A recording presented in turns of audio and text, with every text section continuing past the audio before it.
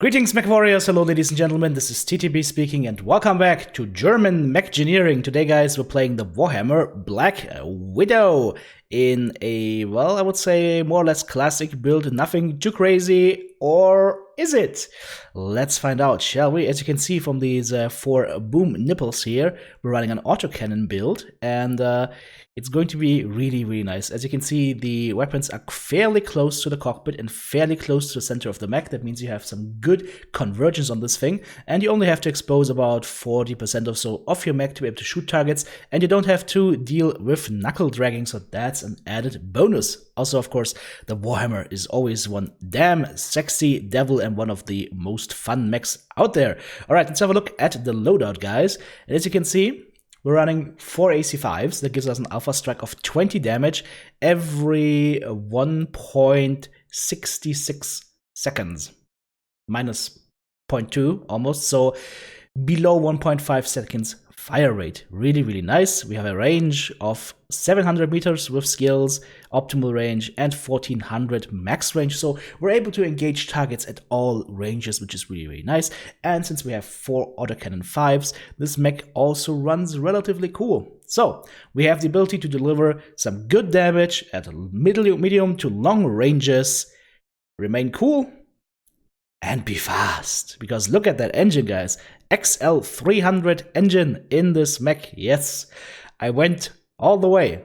If you guys remember our dakka Warhammer Black Widow, that also used an XL engine. Guys, the Warhammers are pretty engine safe for XL engines. You've got the arm here, you've got the side torso here, and the CT here. So most people will hit the CT, and you can wiggle a little bit, and it's gonna share damage as well. You can use your arms to tank a little bit, it's also fine. So don't be afraid of using XL engines, guys. It's all about the piloting of said mech. Maybe I'm gonna do like an XL King Crab at some point, just to try and prove a point or something. We'll see. Digging my own grave here. Alright, so in terms of mech build, we talked about the weapons, we talked about the engine, speed is going to be 70 kph. Now let's talk about ammo. I have got a lot of ammo in this mech. You might call it too much, but I'd rather have too much ammo than be out of ammo at the end of the match. So I lowered the armor on the head a little bit, on the legs a little bit, and considerably on the left arm and right arm. And we have 1, 2, 3, 4, 5, 6, 7.5 tons of ammo for our autocannon 5s.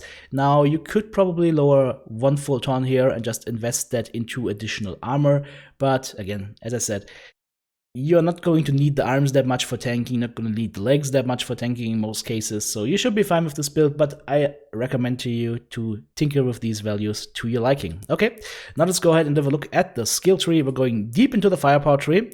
We're grabbing a lot of the cooldown nodes, almost all of them, to make sure that we can fire a little bit faster. That increases our damage per second by quite a bit. Then we are going, of course, magazine capacity 1 and 2, and that is basically it. Yeah, I just grabbed as many cooldown nodes as possible. On the way, we also picked up 2 velocity nodes over here and 1 velocity node down there, so that'll make our projectiles a little bit faster, which is also a good thing to have. Then I go into the survival tree. We take the full survival tree, except AMS Overload 1 and 2, just to be as tanky as possible and to survive as much damage as possible. Nothing in mobility or jump jets, nothing in operations. I've tested it with operations. The mech runs so cool that I feel you don't really need it. But what I would recommend, again, as always, invest into sensors, get radar deprivation, and be safe from those salty lerm lords that want to tear you a new one with their lerms. Get radar derp, stand behind a building, hide behind a little crevasse, and you are off the radar and off the hook. And of course, seismic 1 and 2, because we're already there, so why not invest those 3 points to take it? Last but not least, double RD strike, add an additional consumable slot, either for UAV or maybe a panic cool shot. If somebody runs at you with flamers, you should be fine and dandy. Alright guys, that's the build for today. Let's go ahead and take this beautiful, beautiful golden shimmering thing to a dropship and see how it performs. I'll see you there.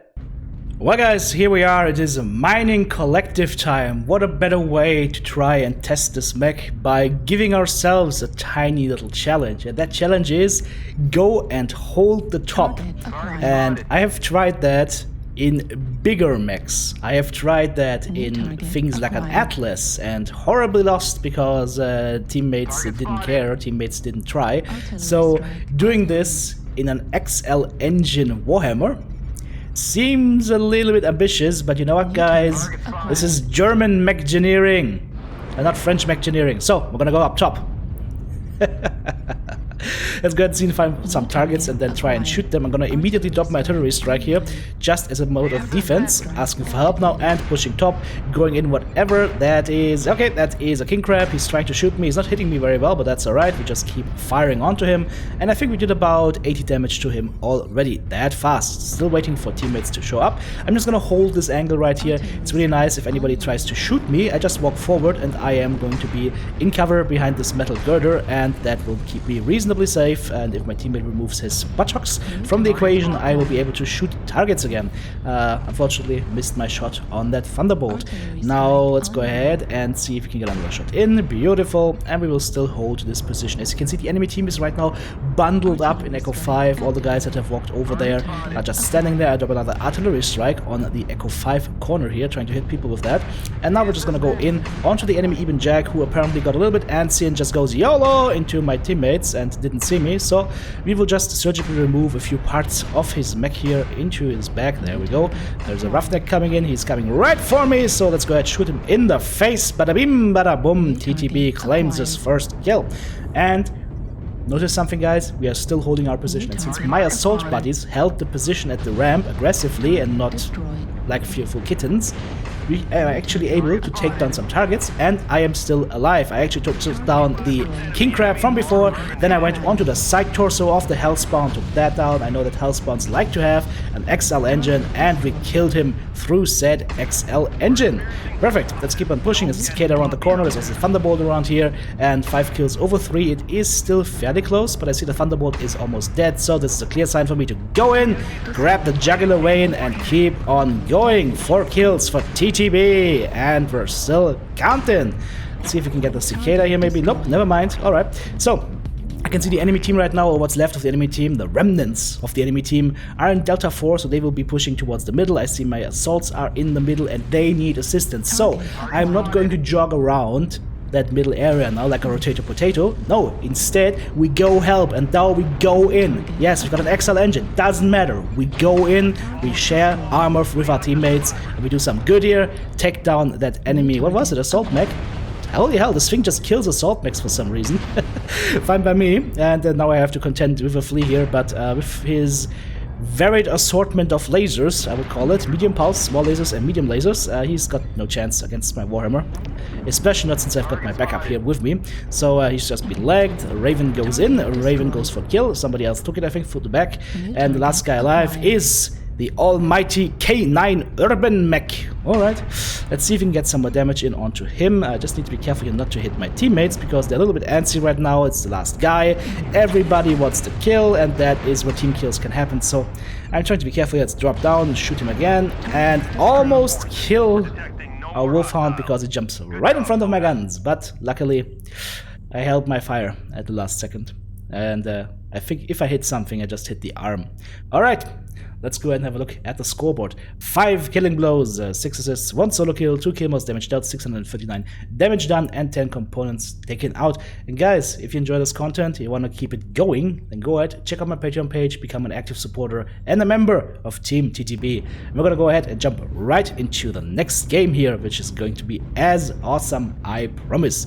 So, we're here on Frozen City, and we're pushing in towards the Echo 8 area, and we'll try and see what we can find and kill. One more thing about the heat management of this mech, guys. If you feel it's too hot for you, go ahead and just drop the sensor tree and just go with operations and see how that goes for you.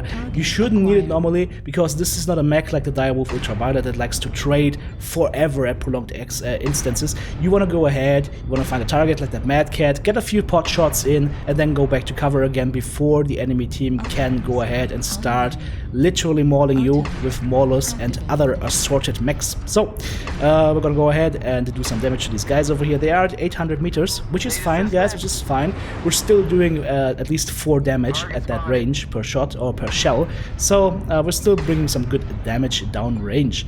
Alright, let's go ahead and take an aggressive position here on the side. I'm just trying to hit that blackjack, but for some reason I cannot hit targets this round.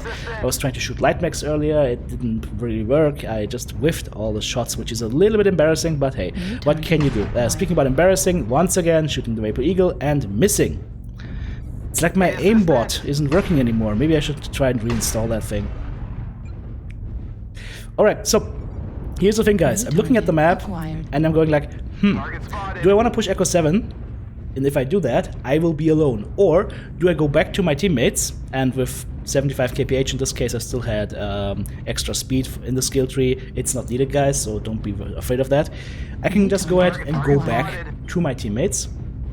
Yeah, even with 70 kph, not a problem. We go back to your teammates, and now we go ahead and try and engage some targets here. Again, a weird shot that misses for whatever reason. Let's try and hit the Vapor Eagle. Nope, never mind. I think we're having a little bit of a problem here with A, bullet drop, and also B, the hard mounts here. So we have to just expose a little bit more. And at that point, I'm getting a little bit frustrated because I'm shooting and I'm shooting and I'm shooting. I'm not hitting anything. So when TTB gets angry, he goes in. So let's go in here. Let's find that Vapor Eagle that keeps dodging me, and will you stop dodging me? Oh, black screen, alright.